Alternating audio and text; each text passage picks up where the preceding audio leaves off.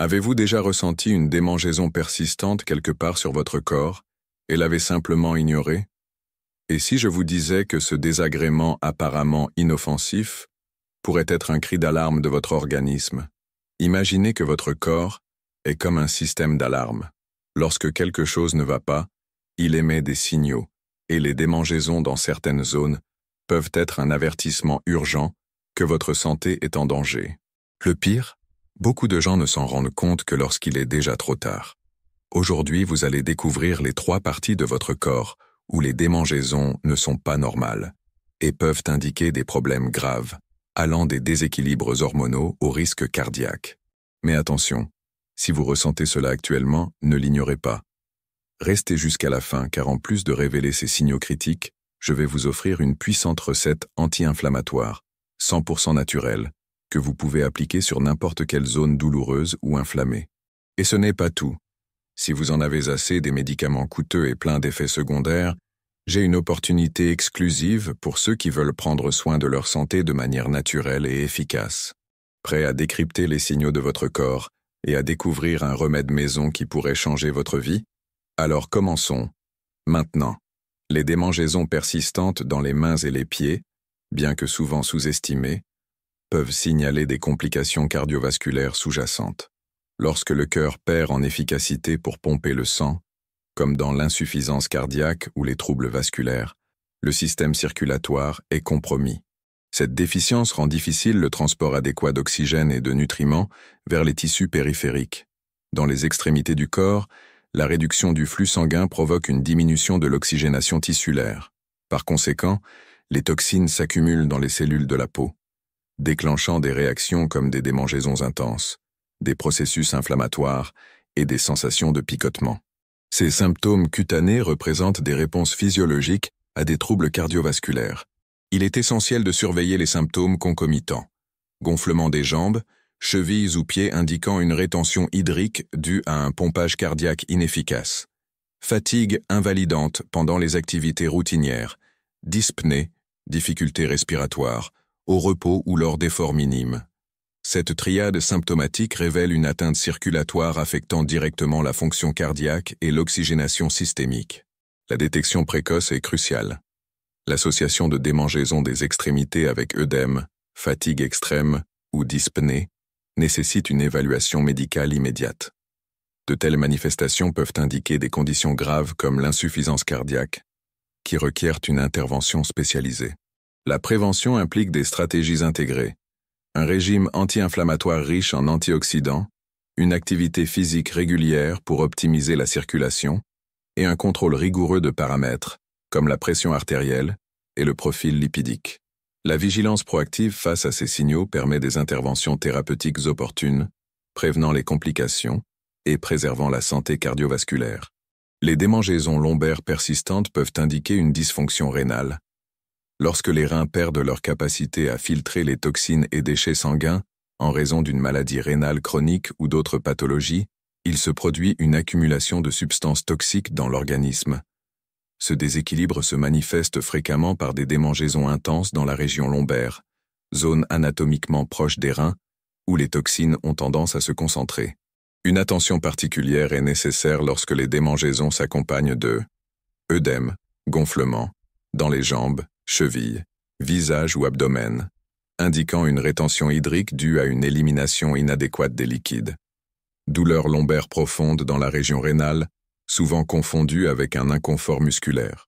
Changements urinaires comme une urine foncée, mousseuse ou contenant du sang, révélant une défaillance dans le processus de filtration. Cette triade symptomatique signale une possible atteinte de la fonction rénale. La détection précoce est déterminante. Les maladies rénales non traitées peuvent évoluer vers une insuffisance rénale terminale, nécessitant une dialyse ou une transplantation. Les mesures préventives incluent une hydratation adéquate pour aider à éliminer les toxines, un régime équilibré avec des aliments détoxifiants, un contrôle rigoureux de la pression artérielle, de la glycémie et des niveaux lipidiques. L'association entre démangeaisons lombaires persistantes et tout symptôme concomitant exige une évaluation néphrologique immédiate. Les interventions précoces peuvent préserver la fonction rénale et éviter des complications irréversibles. Avez-vous déjà ressenti des démangeaisons gênantes et persistantes sur la peau du cou ou du visage, sans cause apparente? Bien que ce symptôme soit souvent attribué à des irritations cutanées passagères, il est crucial de comprendre qu'il peut fonctionner comme un signal d'alarme précoce pour des troubles hépatiques graves, incluant l'hépatite ou la cirrhose. Le foie, étant l'organe principal responsable de la détoxification de l'organisme, remplit la fonction vitale de filtrer les toxines et déchets métaboliques présents dans la circulation sanguine, maintenant ainsi l'équilibre homéostatique du corps. Lorsque sa fonction est compromise par des maladies chroniques, des inflammations ou des lésions structurelles, il se produit une défaillance catastrophique dans ce processus de filtration, entraînant une accumulation progressive de substances toxiques dans la circulation systémique. Ces toxines en circulation déclenchent une cascade de réactions dermatologiques, se manifestant particulièrement par des démangeaisons intenses dans les régions du cou et du visage, zones où la peau présente une densité plus élevée de terminaisons nerveuses et une vascularisation superficielle. Le mécanisme physiopathologique implique le dépôt de composés irritants dans les tissus dermiques, qui stimulent directement les récepteurs de démangeaison, tandis que le corps tente en vain d'éliminer ces agents par des voies alternatives comme la transpiration.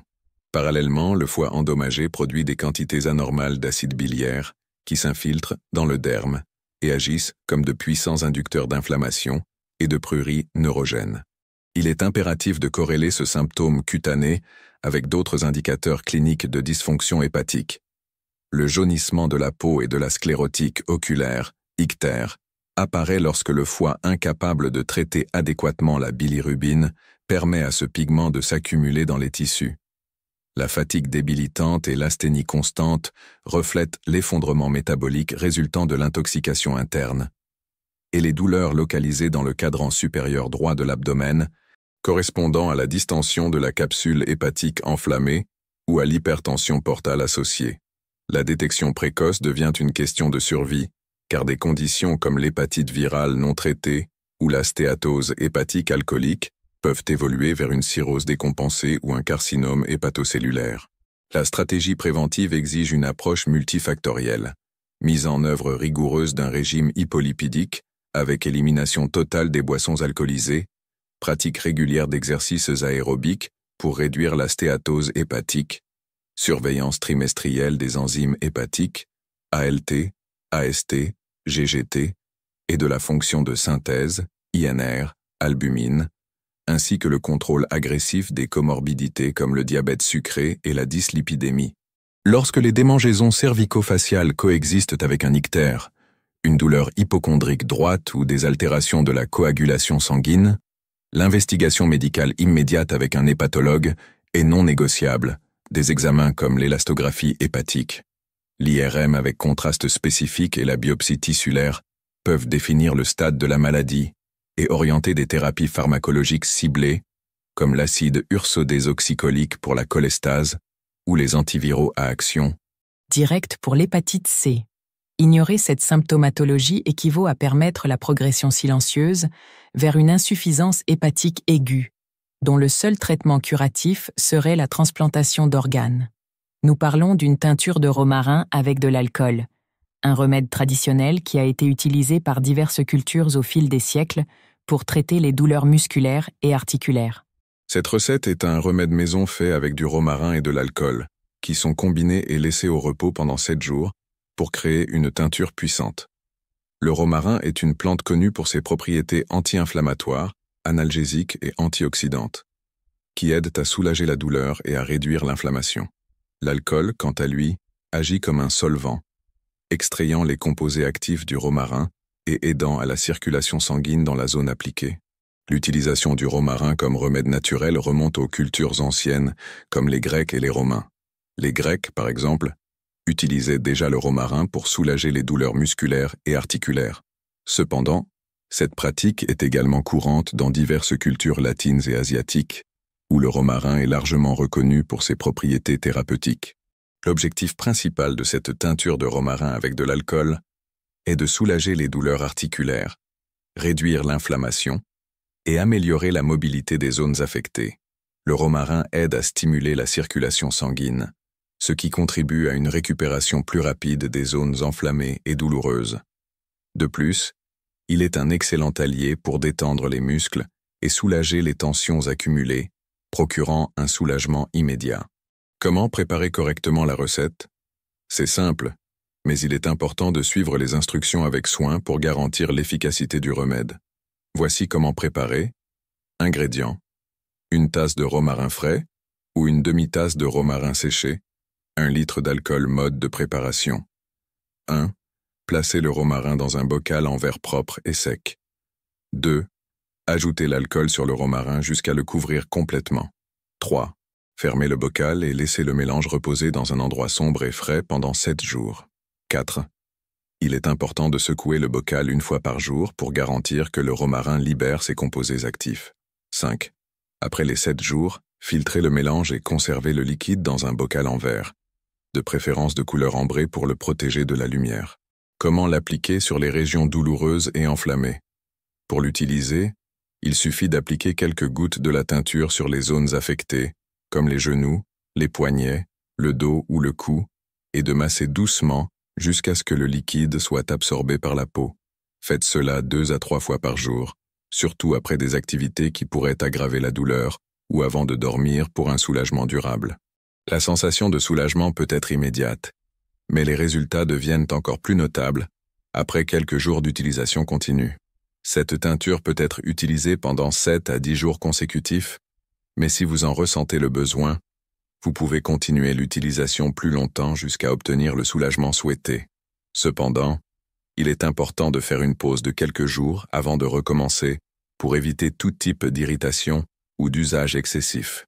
Cette recette est incroyablement efficace grâce à la combinaison des propriétés anti-inflammatoires et analgésiques du romarin avec l'effet circulatoire de l'alcool. Le romarin contient des composés actifs comme le romarinate de méthyle et le carnosol, connus pour réduire l'inflammation et améliorer la fonction articulaire. L'alcool, quant à lui, aide à augmenter l'absorption de ces composés par la peau et favorise également une sensation de chaleur qui soulage les douleurs et améliore la mobilité. Alors, dis-moi avec sincérité, ce cours t'a-t-il aidé? T'a-t-il ouvert les yeux sur quelque chose que personne ne t'avait jamais expliqué? Parce que si tu es arrivé jusqu'ici, c'est que tu as un engagement envers ta santé, ta vie, ton corps. Et je t'admire pour cela. Maintenant, je veux savoir, quelle note donnerais-tu de 0 à 10 à tout ce que tu as appris ici aujourd'hui? Écris-la dans les commentaires. Et profites-en pour me dire de quelle ville tu regardes, parce que c'est incroyable de voir jusqu'où ce message de guérison et de transformation parvient. N'oublie pas de partager cette vidéo avec ceux que tu aimes. Et si tu crois qu'il est encore temps de retrouver ta santé, ta vitalité et de te sentir léger et vivant à nouveau, écris dans les commentaires. La vie est un cadeau. Je vais laisser ici à l'écran 2 vidéos précieuses qui pourront transformer ta vie. Regarde-les si tu veux approfondir encore plus ce chemin de guérison. Et n'oublie pas, abonne-toi à la chaîne et active la cloche. En faisant cela, tu recevras une notification chaque fois qu'un nouveau cours sera publié. Merci de me faire confiance et de faire confiance à la nature. Merci de chercher à prendre soin de ton corps avec respect. Un grand câlin, beaucoup de santé et que Dieu vous garde.